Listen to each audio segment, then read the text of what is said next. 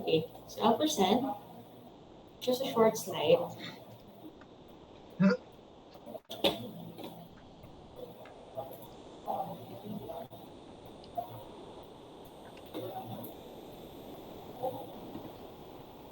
Okay. Kita nyo guys? Yes, miss. Yes, miss. Okay. So just a little bit about PT notes. PT notes is a daily notes about your patient, maybe part of your progress notes. Right. So PT notes. So what is importance of documentation? So note records what the therapist does to manage the individual's patient's case. So kada patient, may arak kita isa-isa or lain-lain na notes. So depende man sa case ng patient. So also, it is a method of communicating with the patient's physician and other healthcare professionals, including other therapists.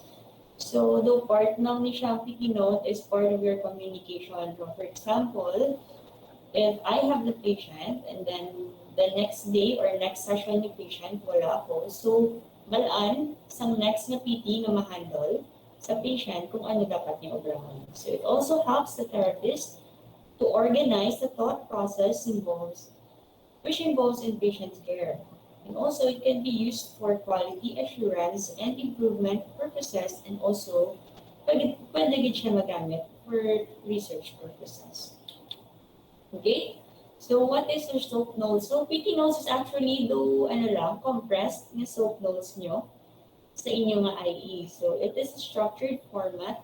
Ano siya ginagamit natin na format for your PT notes. So it is a structured format for documenting and the process of the patient during treatment.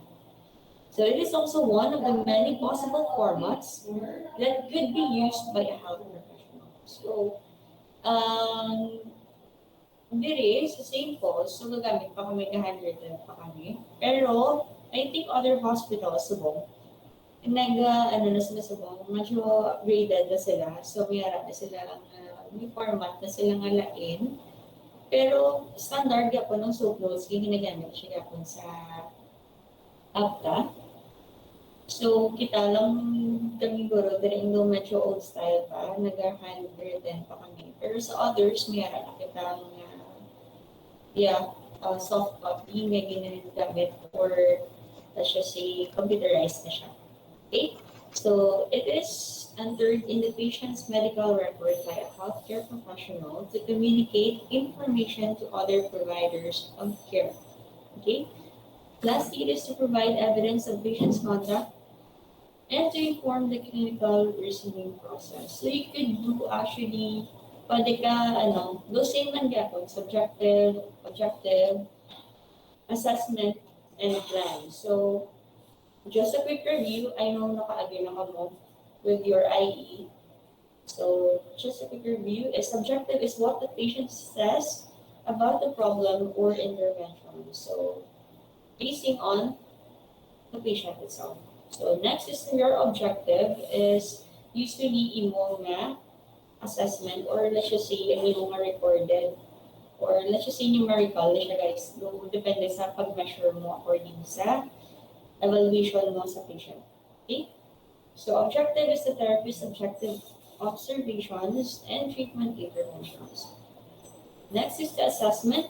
It is the therapist's analysis of various components of the assessment. So, depende siya. This is depende sa imong interpretation or let's just say sa mga data according sa subjective and objective. Lastly is the plan. It is usually given by the physiatrist and naghahatag some plan. So it is how the treatment will be developed to reach the goals or objectives. So according to American Physical Therapy Association, SOAP notes contains, so these are self-report of the patient. So dapat included ang details of specific intervention provided, equipment used, changes in patient status, complications or adverse reactions, factors that change the intervention, progression towards stated goals, and also communication with other providers of care, the patient and the family. So you could actually, this is, PT notes is usually your main communication for that specific nga day nga ginobra mo or ang natabo for that one session. So dapat every treatment nga ka ginobra nga PT notes. Okay? So just a summary lang for your subjective dapat butang mo magyapon, hindi siya dapat ni shortcut. So may harap magyapon, when you say PT notes, may harap magyapon nga gina-follow mo. So and subjective describes the patient's self-report of the current status in terms of their current condition. So, dapat na-base ka kung ano ang nabatsyagan ni patient sa current niyang status. Okay? Or complaint, function, activity level, disability, and symptoms. Next is your objective. So, usually kung objective na parts so usually ang ginabutang main important yung ginabutang dira is your vital signs. So notes what the therapist observes, tests and measures during treatment na siya ha. Information must be stated in measurable terms, and during reassessment, the therapist should indicate changes in the patient's status. So depende, for example, nag-walk ka mo sa stairs and then sometimes though naginhapo siya, so you should assess ang iyang RR and also ang mga changes sa iyang vital signs as well man ang mga ginpatubra mo during the treatment. Next is your assessment. So this is the therapist's professional opinion. So you have to write what happened. Kung for example, may na-observe kang other than the initial nga PT notes, may ara kapag na-observe lately during the treatment. So you have to put it in your assessment. So, tapos you could also add sa mga, like for example, you added rest intervals and also yung pang-add mo para ma-improve ang iyang endurance. You could also add and also opinions mo if you want to suggest something. Then also therapist's professional opinion in light of the subject and objective findings. A prioritized problem list is generated with impairments linked to functional limitations, and also adverse as well as positive response should be documented in reassessment. So, if makita mo nga, like for example, medyo nag-improve ang iyang, for example, endurance ni patient, you could add it sa assessment na area. Mga observations mo. Okay? Next is your plan. Because teacher plan, it is the note which includes the intervention used during treatment. So you should put ang anything, like for example, mga bago mo. For example, kahapon, nag-stairs ka, and then sa next na treatment is nag-ramp ka. So you should add ramp dira. And then you should specify kung, for example, as much as possible, you could add distance, ilang steps, and also the repetitions, and inubran nyo para sa patient. Okay? So it should provide the frequency, specific interventions, treatment progressions, equipment used, and also mga technique or strategies na ginubra niya. Para, like for example, if specified ang plan, so probably sa next na PT yung handle, kabalo siya. Depende sa inyo again, sa natura. So you may also document referrals to other professionals and recommendations for future interventions or follow-up care. So, also, the therapist should report kung ano ang inyong home exercise program. Kailangan, basic bala, gusto yan ni patient ang iyang management. Like, for example, ang iyang management like biking, pag-ubrahon niya sa house, tapos para hindi na siya di mag-bike sa rehab, so dapat i-specify niyo kung inubra niya na sa household. Okay? So these are your examples ng exam technique So you have your initial PT notes. Actually, before ka mo mag-process ang IE, you have the initial PT note. So this is an example of your initial PT note. So you should write initially seen and treated today, the case of patient. So you should pares lang siya sa inyo endorsement and also receiving notes. So pangalan and then edad, also ang iyang gender, tapos and ang iyang diagnosis. You should put it there. Tapos just a shortcut agidayon is your subjective. You should write your subjective and iyang reklamo for that day. And then also objective, a short objective lang. So the summary lang siyang initial PT notes ang inyong right now. Tapos, yes, you should write. Usually, ang ginasulat sa O nga initial PT note is ang mga, let's just say, ang mga ma-observe nyo lang or ang may mga significance gid sa case niya. So, for the case of patient is paracervical area. So, yes, you should indicate ang ROM. So, usually, dira siya affected for paracervical area. And then MMT if may problem. And then also if may problem on siya functional, you could write the functional part there. Also, when you say initial PT note, you should also write your problem list. Okay? Tapos, after that is dapat butang niyo man ang PT management na ginubra niyo for your first treatment and also your summary. Okay? And then lastly, this is your PT note. This is a sample of PT note of an intern namon sa 2019 pa. So for example, if na-treat mo siya, like for example, 3 days na, 3 sessions, and then if every time mag-ask ka, same yapon iya complaint, so you could write sa S na part, so no new complaints noted. Okay, so dapat updated man. So if pagka for example, 4th session niya, so may ara siya reklamo, like for example, may ara siya mag-pain, din na nagasyagan, like nag-increase ang pain niya. So you should write sa S na, so patient noted increase in pain from 4/10 to 6/10.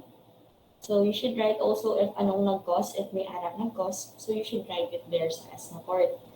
Okay? So, basic, you should write your vital signs. And also, kung mayroon ka improvement, if gin-ask ka ni doctor na mag-note or i-measure ang ROM every 3 sessions. So, you should put it there sa imo nga O. Also, sa iban man dayon nga test na ginubra mo. Okay? So, for example, diri sa A nga part, so treated today as an OP, was cooperative, and able to tolerate all PT management. So, kung may ara siya na-observe, for example, positive flow nose during the word stretch, so you should write it on your assessment. Okay?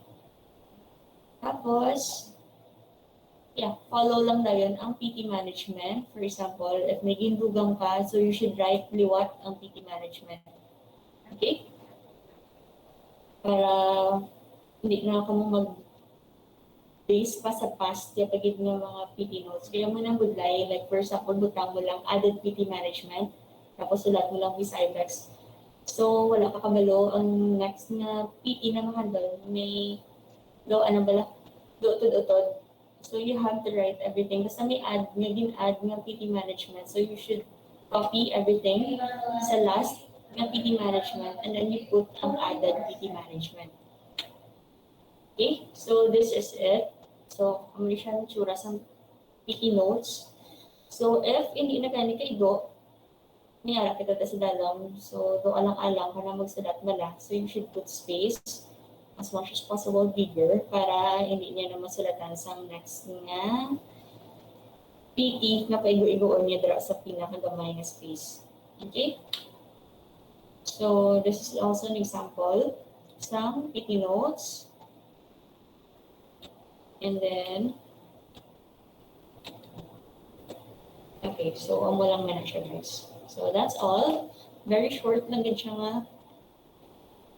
lecture. So, any questions, everyone?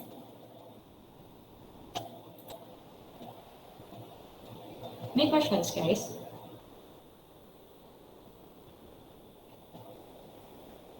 Kabalo ka mo tanan ng PT notes, I guess. Sige. So, I think, hindi lang po sure, pero kasi later on, kasi lutan pa man naman, PT notes, just, ano lang, heads up lang, later on. So, review lang, guys. Okay? So, any questions so far? Ako, miss. Good morning. Permission to speak. Oh, sige. Go, miss. Yes, miss. Maasa ko tali if Spice uses ano, miss, status quo or SQ as of last IE, miss, as well. Balik, Um, isa siya naman sa St. Paul, miss, if ever no changes sa results ni patient. Thank you, miss. Usually, ang ginagamit naman is ang old style record. So, wala pa din kami nakamove on sa old naman ng mga version, ng mga, ano. So, ginagamit din record sa old style if no place, no. Thank you, Ano ka? miss. Sure, sure. No problem. No questions na, guys? Sige. I know, alam ko, guys. Sige. Sige, so thank you so much. So, kung if may questions pa kamo, you could also follow up na lang sa inyo mga CI pa. And then, after that, update na lang dayan. For tomorrow, I think your lecture will be endorsements.